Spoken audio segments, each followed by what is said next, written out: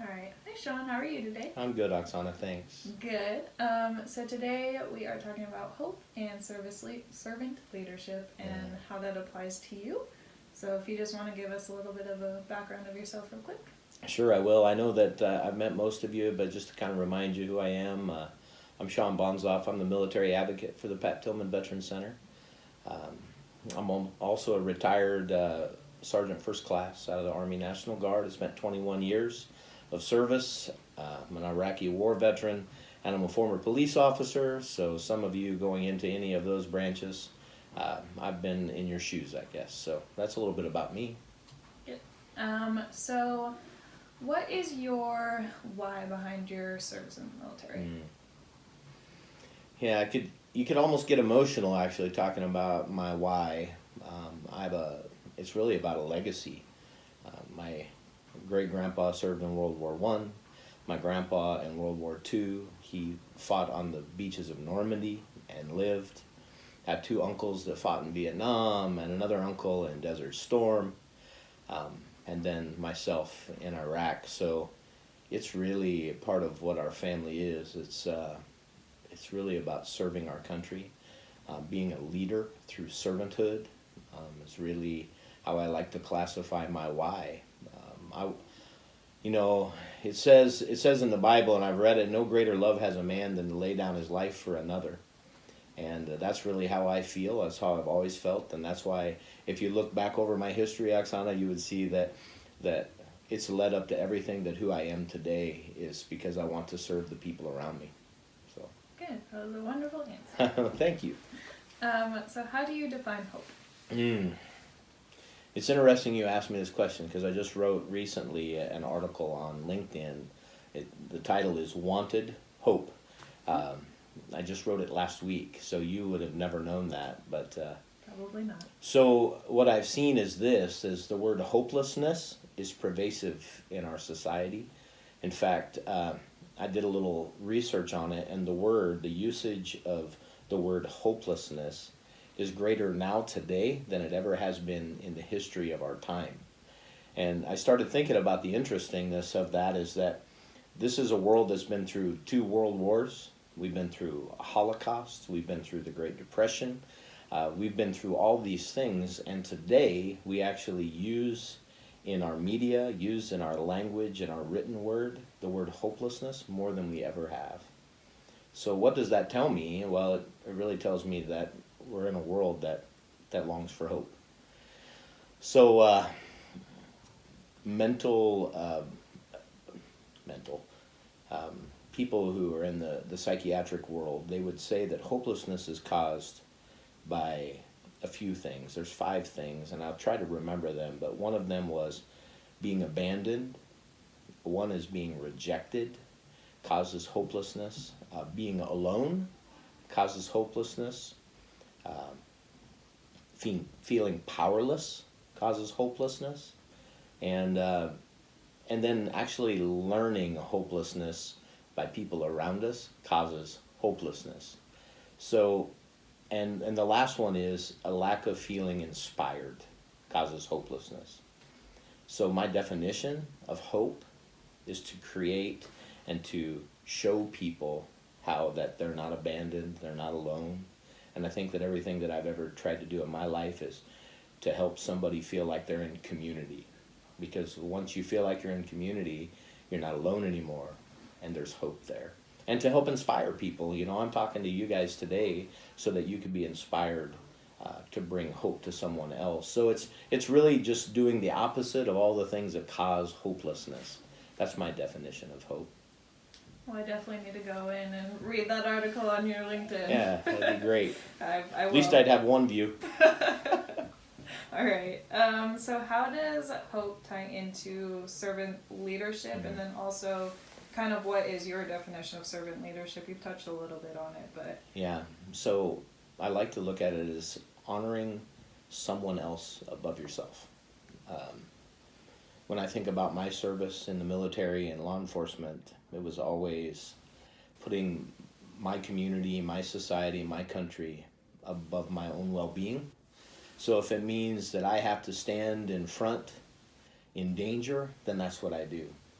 That's laying myself down so that maybe you have a place to stand on my shoulders, okay, to get to where you need to be. And I think being a servant leader is just that. If you could think of that analogy, is that I would be the person that would be your base. So you see your goal here, that you could climb up on my shoulders to reach it. I'm leading you into a better place by doing that. And, you know, I have so many examples in my time in the military of servant leadership, and I can share a few of those if you'd like me to. Yeah, of course. Let's go right into that. A few examples. Sure. So the first thing that always comes to my mind is when we were deployed to Honduras.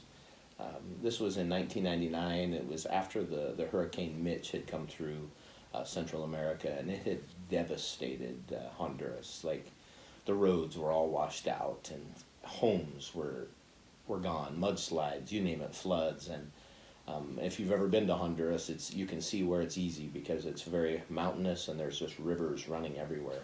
And so when the hurricane came through, it just filled everything, and it crushed them as a country.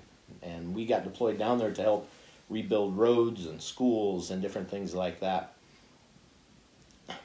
Those are all awesome, and I really felt great about helping them rebuild their roads. But as the mission was completing and we were pulling our camp out, what was great is we had all these plastic tables. You've seen the ones, they're just plain white plastic tables, very cheap. They're at Walmart.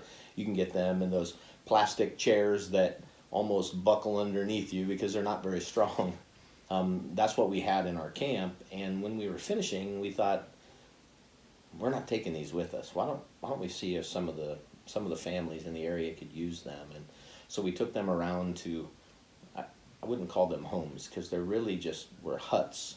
They had built with palm branches and sticks, and their floors were all dirt. And there'd be a family of 5 or 6 living in this thing, just a one-room place, basically. And we brought these tables and 4 chairs for these families. And just to see the moms and the dads in these little huts, it was like you gave them a pile of gold. They had never seen such a thing. And I saw the kids sitting in the chairs and bouncing up and down on them a little bit. And the mom, you know, right away put something on the table, like food, right? And she wanted to serve us food. And I guess in that moment, watching those families, I felt like even the smallest of things, if you'd be willing to give it up, can bring other people hope. And that was one of my best experiences with hope. And there's another time after Hurricane Katrina, we got mobilized down there. And if you watched the news, you saw that it was really devastating for the area, and a lot of places were all flooded out. But there was this place in Slidell, Mississippi. It was this church that was kind of set on a hill a little bit, and it wasn't affected too bad by the flood.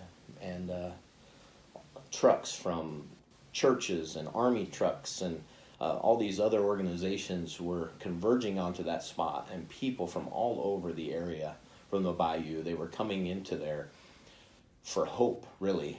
I mean, they had lost everything, and there was this feeling of hopelessness. They were alone. They felt forsaken or abandoned, you know, because in those times of emergency, sometimes you look to the government to try to help you, and it doesn't happen. And so you can really find yourself hopeless. And what we did is we helped, like, package groceries that people had donated, and diapers for families with babies, and bottles, and you name it. And we helped bag those groceries and walk them to the cars of these people. And when they walked into the place, they were downtrodden. They were depressed and sad. But when they walked out and we were helping them, we were wearing our uniforms, and we just felt so proud and happy to be able to help these people. Their whole countenance changed. Like, they walked in with hopelessness and walked out with hope is kind of the way I like to look at it. So those are 2 just experiences in my time in the service that really ring true when it comes to bringing hope to people. You've got me in tears on the other side of the camera. No, that's awesome. I'm glad you can take something good out of such a negative situation. Yeah, it really was. So you touched on it a little bit, but from those experiences, what impact did you see with the community? Well, I think that the more you can bring hope to a community, the closer aligned they become. So when you begin to bring hope, then other people are attracted to hope.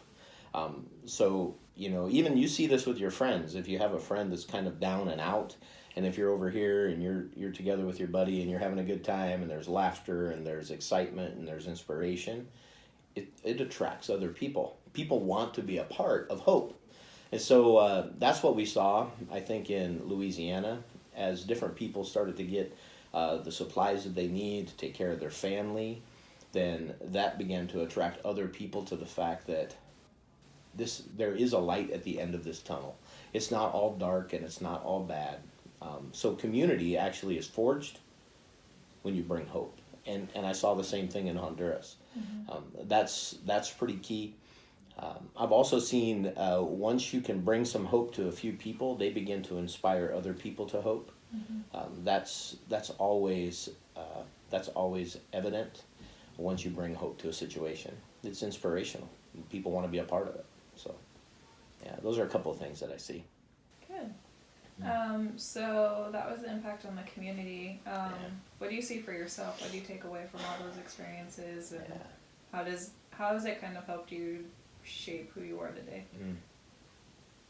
Well, I think that for me, it's never about accolades, and I think that that's probably something that is always, when you see someone who's actually a servant leader, that they would call themselves that, it's never about what they gain from the situation.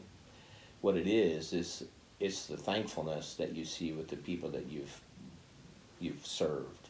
And when you walk around and you can see people regain hope, and I don't know, it's almost like intoxicating for you. I like to kind of call it a drug, because when you see people find hope in a place where they're hopeless, that just makes you feel good. And I think that's, for most servant leaders, that's really that's the secret sauce, if you will. Mm-hmm. Like, that's what helps you continue to be a servant leader. It's not about, here, congratulations, you're an amazing guy, here's a plaque for serving people. That's really never what a servant leader cares about. What they really care about is the people that they're serving. It's laying yourself down for someone else.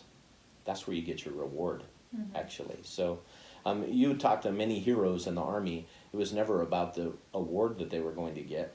What it was their friends. It was the people that they served next to. It's laying yourself down for them so that they might live, or that they might live to see the next day. That's really the award. Mm-hmm. That's really the award in the whole thing.